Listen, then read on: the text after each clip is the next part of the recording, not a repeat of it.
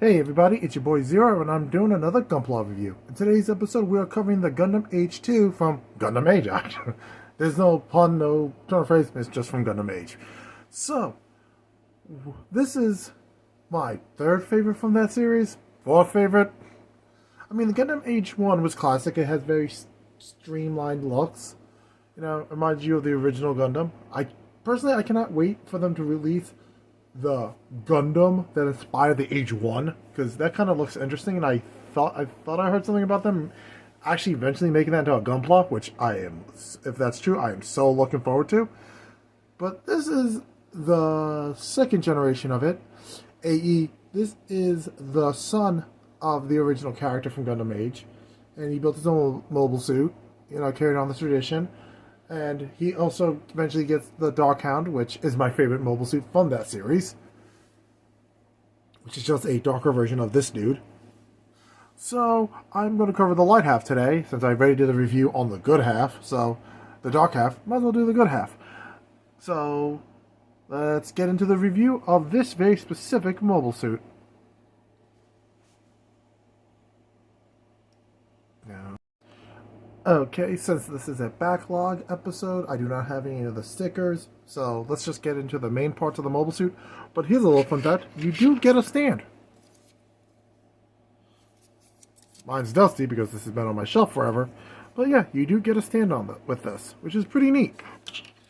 Since it can transform into plane mode and Gundam mode. I do not have the parts for the parts formation, so, but as you can see in the box art, it can transform into a plane. Thus, knowing that, you do know, as I've done this a million times, that it has more articulation than a standard high grade would because of that. So, let's just get into it. Knee bend's good, but again, parts formation, what do you expect? Again, fucking fully fold down. Again, I believe that was supposed to be one of the rockets for the back, for the flight mode. Can do the splits.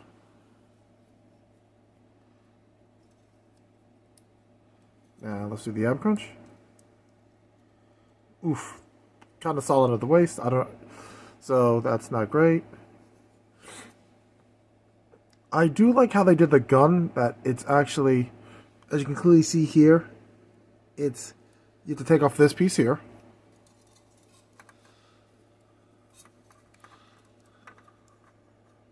Okay, let's pop off the hand and let's see if I can get off. There we go. Ball jointed hands, obviously.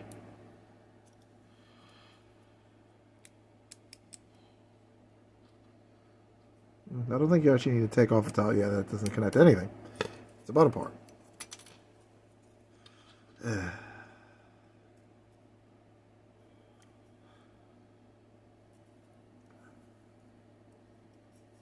Yep.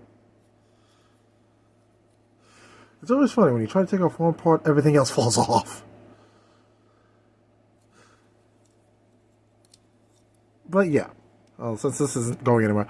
So basically, you have to take off the bottom part. If this eventually come off, I could show you, but yeah, you take off the bottom part, do the sandwich style, take off the back of the hand, put the rest of it in this part of the hand, close it back up, lock this back in. Alright, let's move this. Arm goes up. Great articulation there.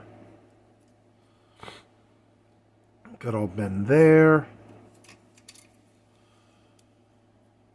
Pretty good rotation at the shoulder. Let's move these down to get out of the way. Do we get a 360?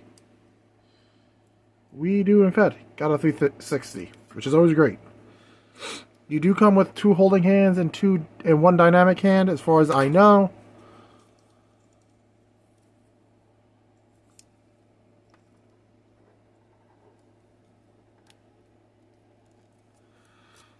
Yep.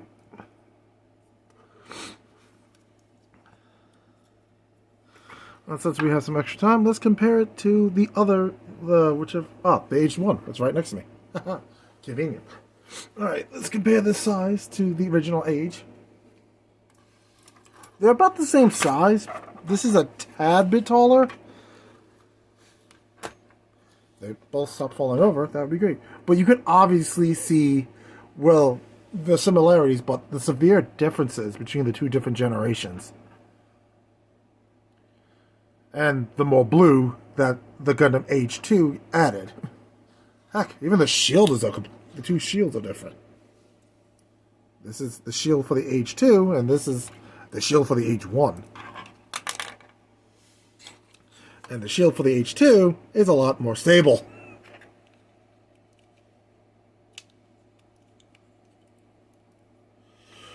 But yeah, it's so interesting to see. One thing I did like about the Age series, you can actually see the genealogy of the pilots through the Gundams themselves, because they're all descended from one bloodline, literally. The Gundam came from one family, and the pilots are one family. So you can actually see the difference of fighting styles based on literally the mobile suits they came from and what part of the war they were fighting.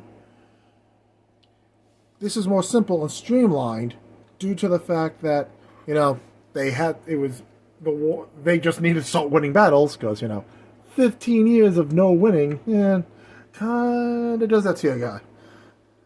Okay, let me go on a small tangent about the Earth Federation and the World of Age. How do you go 15 years without realizing none of your weapons are working? You have a beam rifle that hits as hard as a Super Soaker. I swear, I think Sock'em Boppers had more of a fighting strength. And then we have the heat stick, not a sword, not a staff, a literal stick. And you had pilots literally throw their lives away to fight dragon-like grunt suits, which by far the Vagrant Army's grunt suits are like one of the coolest designs I've ever seen for a grunt suit. It's literally dragons. I don't know why there has been more of those. My sadness for lack of dragons. But that's here nor there.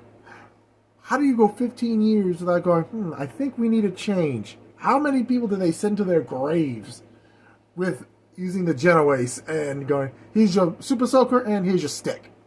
I'm sorry, that bothers me. That bothers me a lot.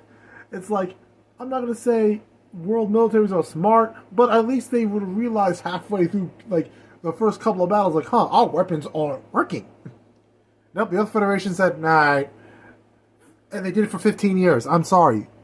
I know this is a tangent, but this kind of connects to this universe and this Gundam. But 15 years they went just ignoring people's lives. It is so ridiculous. Okay, enough of the rant. Let's get to the summary. Okay, so, before I go into the summary, as you can clearly see, solid, nothing's fallen off of it.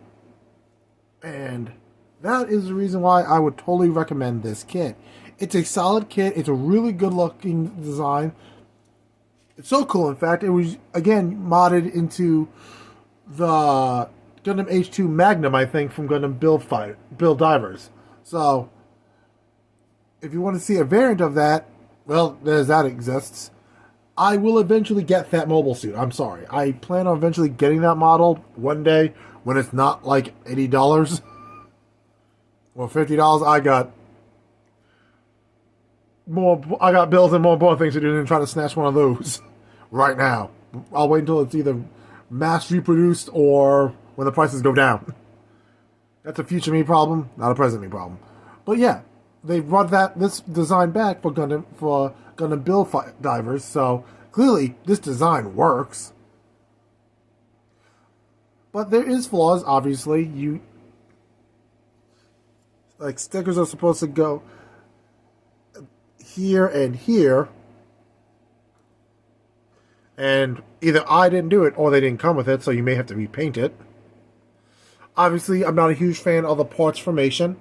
Never have been, never will be.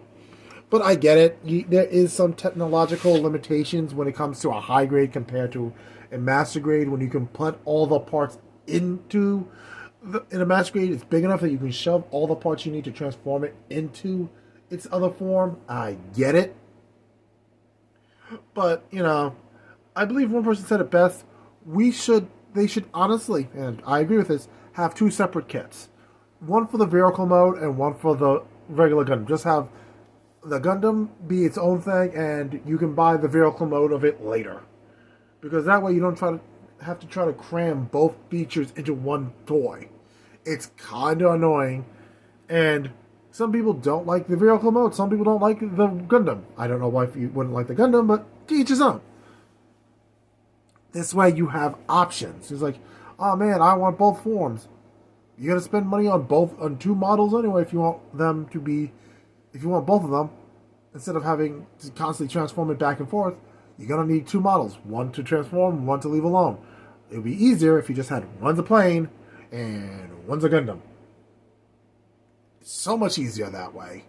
So, I wish Bandai did that. That would be helpful for everybody.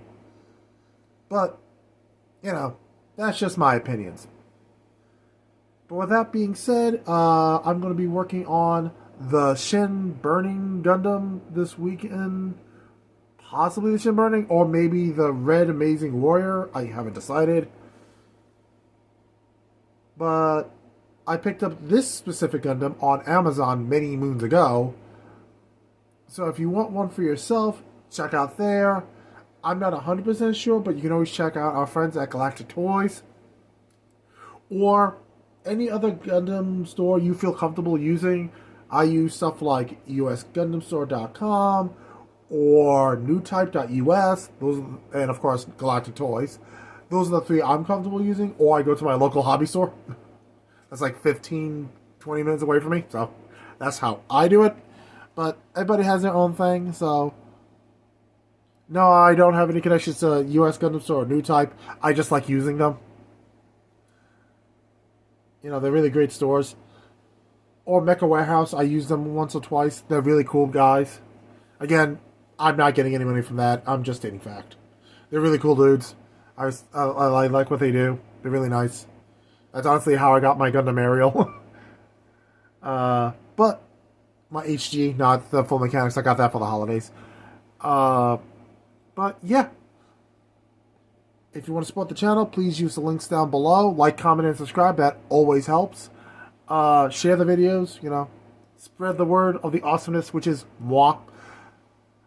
But yeah, if you want to, you know, if you're new to the channel, welcome. If you've been here forever, thanks for sticking around. I'm happy to say that we're at 210. I'm trying to see if we can get to 215 by the end of February or by the end of March. I'm realistic. We're halfway through February. Little less halfway, leap year and all that. We're a little halfway through February, so we're gonna have to, you know. I mean, if I get 5 subscribers in this video alone, that'd be awesome. But you know, I'm realistic. There are other Gundam YouTubers you guys can check out. But I'm glad that you guys stick with me. So thanks for watching, and I'll catch you guys on Monday or Sunday, whenever the next episode goes live. And at the time of recording, it is Valentine's Day, so have a happy Valentine's Day if you're watching it on Valentine's Day, and if you're watching it in, say, July, happy July version of Valentine's Day, I suppose. I don't know.